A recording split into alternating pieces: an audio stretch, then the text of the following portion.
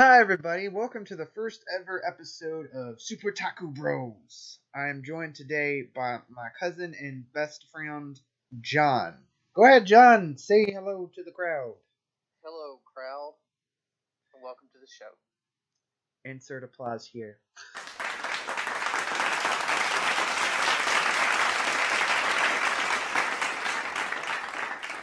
So, you might be asking yourselves, why the fuck would I want to watch / listen to this when there's so many other shows and shit out there to be watching and listening to? Well, because we're fucking awesome, and you just need to accept that as reality in your life. Ain't that right, John? Oh yeah, it's the way it has to be. So if you haven't guessed from the name, we basically want to make this a takusatsu related show, but we want to break it down into like 3 parts and talk about like takusatsu, video games, and movies, and have like those 3 things be the main focus of the show. And to get the proverbial ball a rolling, let's give each other a little bit of background info. So, John, you can go ahead and start. Tell us what you're about and what was your first experience in the takusatsu? My first experience was the original Power Rangers in the U.S. when I was like 5, maybe, and I always kind of watched Power Rangers throughout the years. I can't really remember when I stopped watching the American show, and then I started watching it again with my kids later on, and then you got me into Kamen Rider, which is where it's at now. Yeah, for me, I started just like John did back in Power Rangers, and when I was growing up, it was funny. My mom used to work at a bar, and I distinctly remember like the very first time Tommy was on the TV, and it was like during the Green with Evil saga. You remember that, John? Oh yeah, I have the VHS somewhere. That's fantastic. Well, with me, my mom was working at a bar, and it was Saturday morning, and she didn't have a babysitter, so she brought us to the bar. It was closed, but she was cleaning up, getting ready for the evening show, and we had an old tube TV sitting above the bar, and she turns it to Fox Kids, and it's got like the wavy lines and shit, and she's trying to get it right. I'm like, Mom, I need to see it. I need to see the fucking Dragon Sword. Make it happen, Mom. Come on. And she's trying so damn hard to get it watching. I'm sitting at the bar just like fucking staring at the TV for everything it's worth. It's like, and then I'll never forget the first time I heard.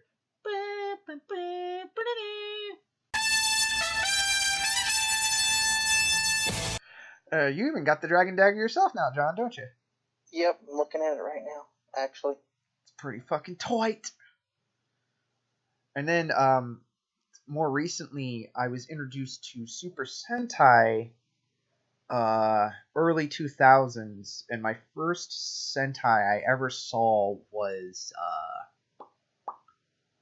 Abba Ranger, which was, Power Rangers Dino Thunder over here. And when I was introduced to it proper, I fell head over heels. I was just like, oh, this is 1,000 times better than Power Rangers could ever fucking hope to be. Yes, all of it, please. Yeah, you remember, John, when we were growing up and I bought you the Silver Ranger's weapon for... Yeah, the blaster that turned into the blade. Yeah.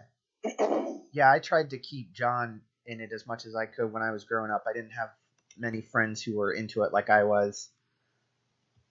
Oh, you remember when we were growing up, John, and Power Rangers Zeo just come out, and I was down there visiting you guys, and I brought the Zeo Megazord, and for my birthday or for something, I don't know what, I got the red Battle Zord. And yeah, I remember. Yeah, that was awesome. I was playing with that. And then around the same time I was introduced to Super Sentai, I was introduced to Kamen Rider 3 or 4 years later. And it was funny, the first time I ever saw Super Sentai, it was on bootleg Chinese DVDs I bought off eBay. That's actually funny. Yeah, it's pretty fucking great. What was your first Kamen Rider, John? Mine was Kamen Rider Vise, I think. Build, which you got me to watch, and I'm glad that I did watch it because it's the best thing since sliced bread.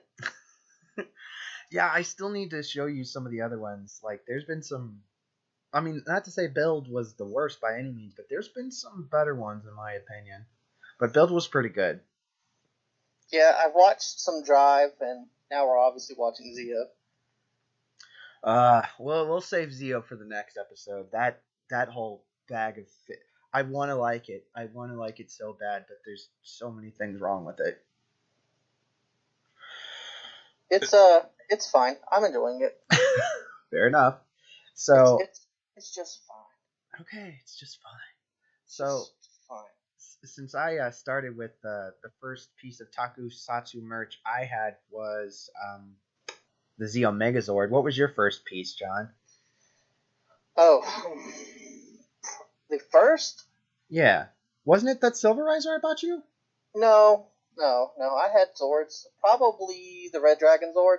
Oh, you had that? I didn't even know Yeah, you from had that. Thunder Megazords. Nice. I had that for sure.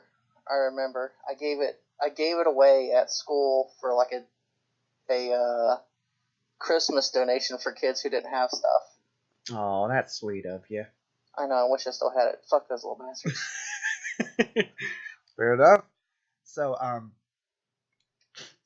what was your what currently is your favorite Takusatsu? Uh, that's a tough. Kamen Rider. Well, For like, sure. oh, okay, so I would say Build then for you. Uh, I guess so. It's the first one I've completed. Mm-hmm. So, I mean, I have to say it's Build so far. Yeah, it's weird. It's a toss up for me because I've seen a whole shit ton of it. I mean, I've seen Ultraman, I've seen Garo, obviously seen Super Sentai and Kamen Rider, and I would say shit. Like I kind of want to say Garo because Garo was like way more mature, and it was a horror takusatsu. Like Yeah. it did shit I hadn't really seen, and it didn't really follow like the takusatsu tropes that I was used to. It was nice to see something geared a little bit more towards adults. But if I had to say like shit, my favorite, let's just break it down. Like since you haven't really seen Super Sentai, we'll stick to Kamen Rider. But my favorite Kamen Rider is O's, for sure. He's Kamen, he's very cool looking, and I like his gimmick. yeah, the metal thing is pretty cool. I was thinking about buying the CSM belt with my tax return, but good God, it's so expensive. Yeah, it's a little pricey. It's over $300, so Yeah, and that's if you get it like straight out of the box. Like you got to deal with internet scalpers now because like that you can't get it from a store that I can see. yeah, that's why I've been thinking about getting the Rogue Prime box. So I know it's a little pricey too. Yeah, but it's not like fucking $400 pricey. Yeah, it's cheaper and it's better. Fair enough. So I think you've already answered this question, John, and I'll answer it myself too. What do we prefer, Kamen Rider or Super Sentai, and why? Kamen Rider for sure. I don't know. I'm kind of glad that it got away from Zords. It gives more emphasis on the characters, and I feel like there's just a better overall emphasis on the characters themselves because they have the whole aspect in Sentai where it's like we also have these Zords, you know. True. Well, and I've always called Kamen Rider like a soap opera for men because it has explosions in it. I mean, I would agree. And Super Sentai definitely has its like moments, I guess you could say. The storytelling is 1,000 times better than Power Rangers almost every single season. There's been maybe 2 seasons of Power Rangers where I feel the story and the show was a little bit better. And right off the top of my head, Power Rangers RPM was surprisingly really good. And In Space, because I watched Mega Ranger, In Space was way better than Mega Ranger. And Lost Galaxy was a hell of a lot better than Ginga Man because I watched Ginga Man and I was just like, this is actually boring compared to Lost Galaxy. I think it might have been RPM, might have been the last one that I might have actually watched. like before I took the big break. Well, that was like the end of Saban Disney era too, when Saban bought it back. And I'm sorry, like Saban fucking butchered Power Rangers again when he got it. Like splitting that shit up into two years worth of material when they only had one. They didn't even use that entire year's worth of material they had. Like, I know. go I ahead. try to watch Megaforce, and I hate how they split up the show like that. It's awful. Yeah, oh, trust me, you're not alone in there. Everybody is super disappointed with Super Mega Force because Gokaiger was fucking epic in Japan. Like, I loved Gokaiger. It was the anniversary series we all hoped it could be, and it was fucking epic in proportion. And then you watch Super Mega Force, and you're just like, what the fuck is this shit? So true. My biggest problem with Power Rangers as a whole now is ever since Saban brought it back and Nickelodeon got their hands on it, they turned it into a fucking shit show where it's just like every year you got to have like Power Rangers Samurai, then Power Rangers Super Samurai, then Mega Force, then Super Mega Force. That's true. Because the thing is, the show is designed in Japan to run all year long. And by the time we get the footage, it's already 2-3 years old. We have enough footage to make a all year long show, but they don't look at it as like that.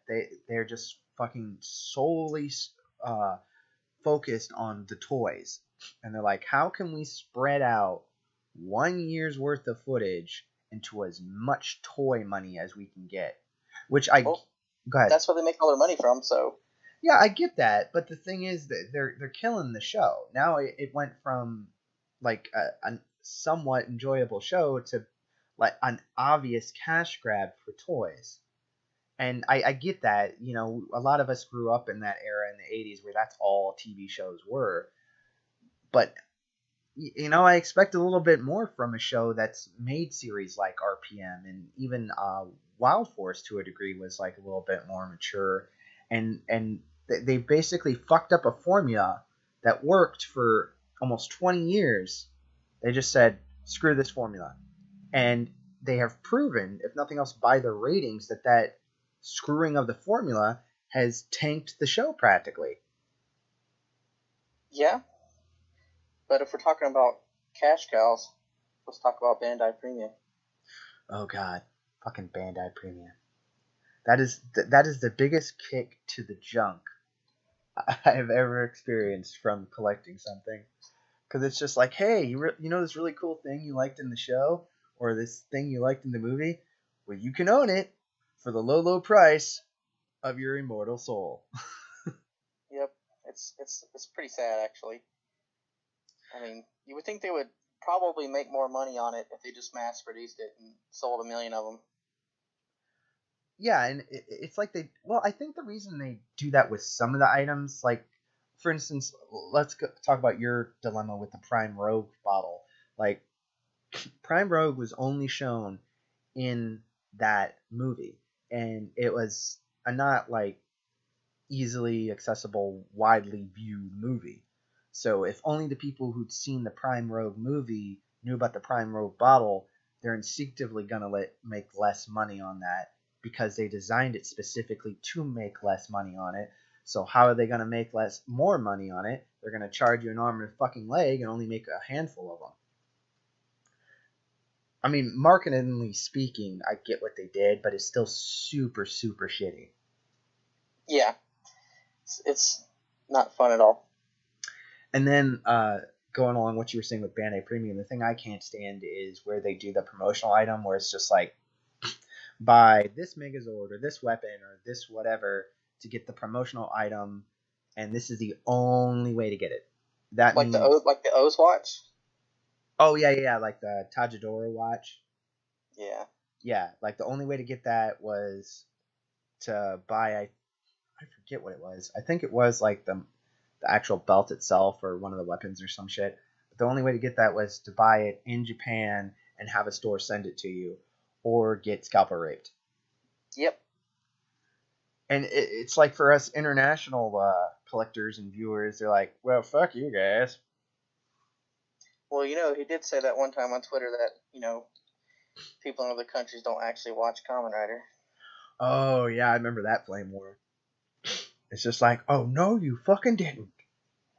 So here's a fun question. I'll go ahead and answer it first, and then John, you can chime in. What is if you could have any piece of Takusatsu related tech, like a morpher, a Zord, one of the riders' bikes, even Ultraman's like little thingy that would make him get huge. Like if you could have one piece of Taku tech, what would it be? And for me personally, I would have to say Common Rider Decade's Neo Decade belt. Because he has the ability to turn into every fucking main rider from build all the way back. And I'm like, yes, please. I want access to literally everyone's powers. Yeah, that's OP as fuck.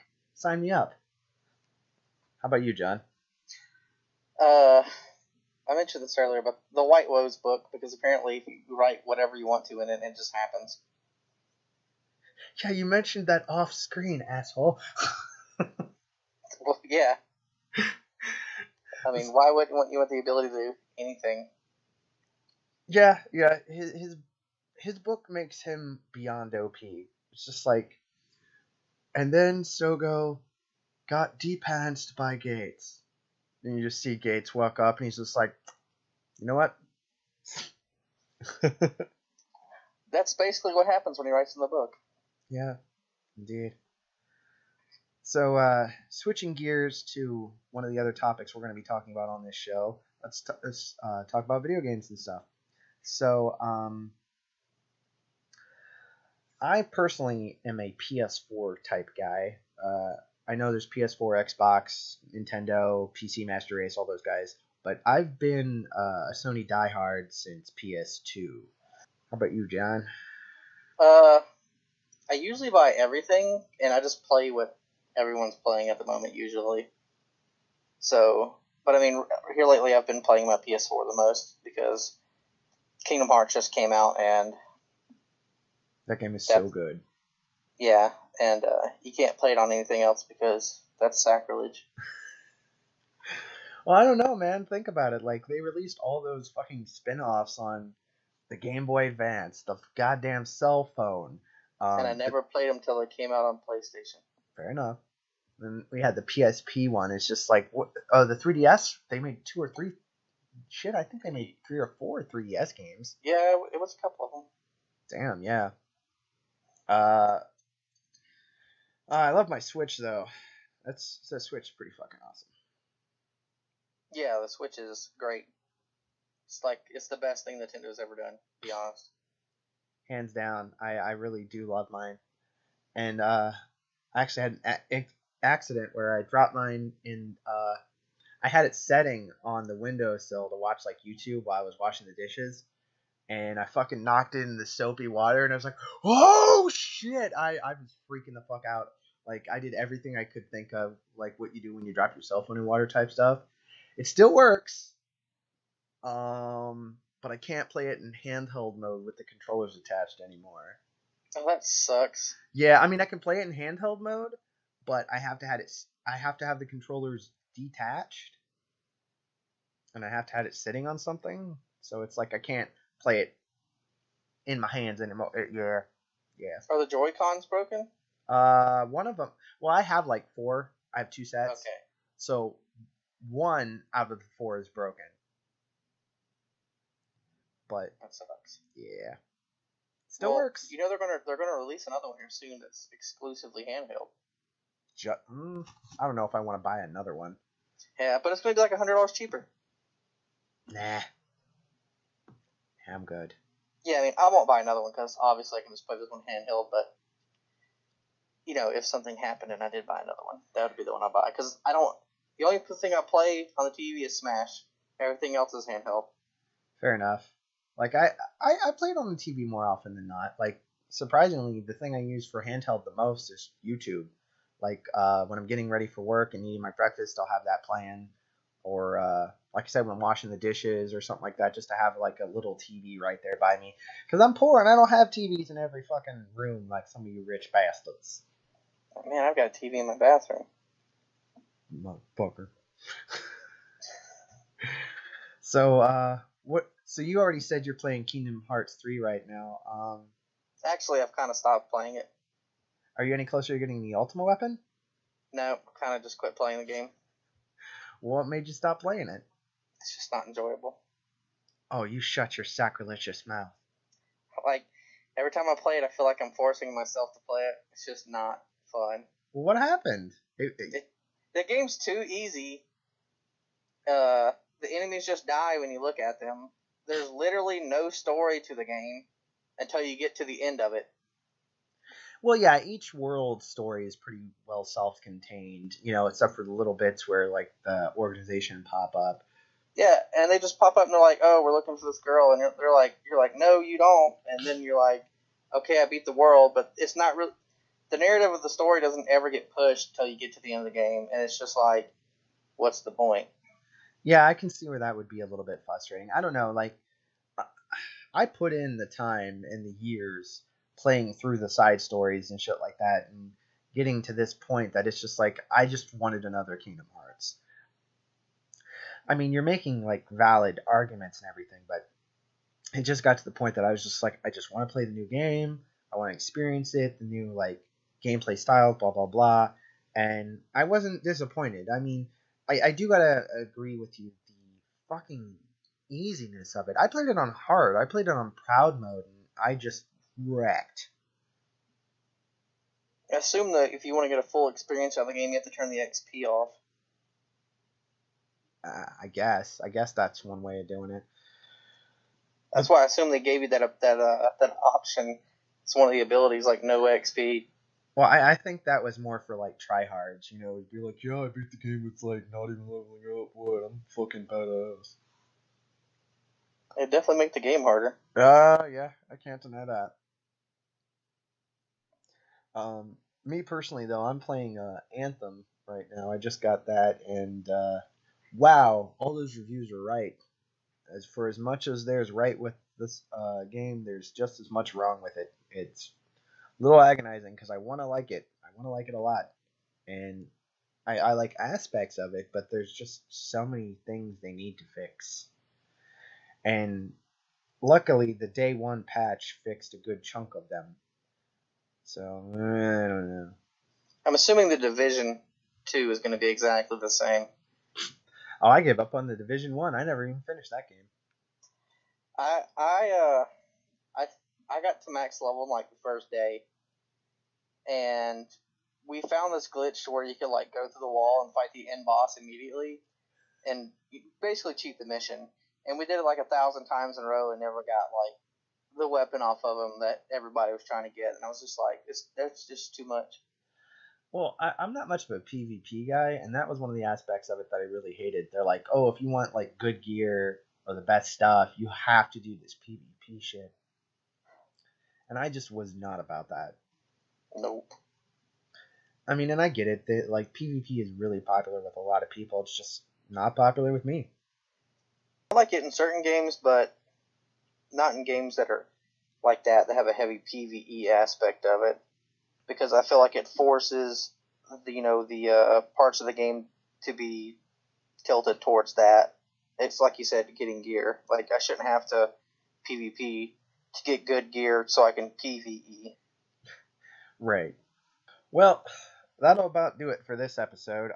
In the next episode, we're going to do a little bit more of a deep dive type thing. Like we're going to focus on three basic things.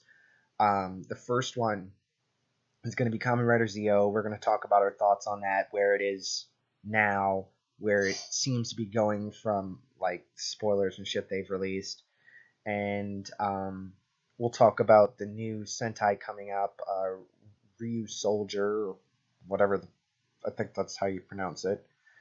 And Ryu Soldier, yeah, Ryu Soldier, and whatever the hell else we want to talk about. So we hope you like this introductory episode of Tokusatsu Bros, and we will see you in the next one. See you next week. Hadouses.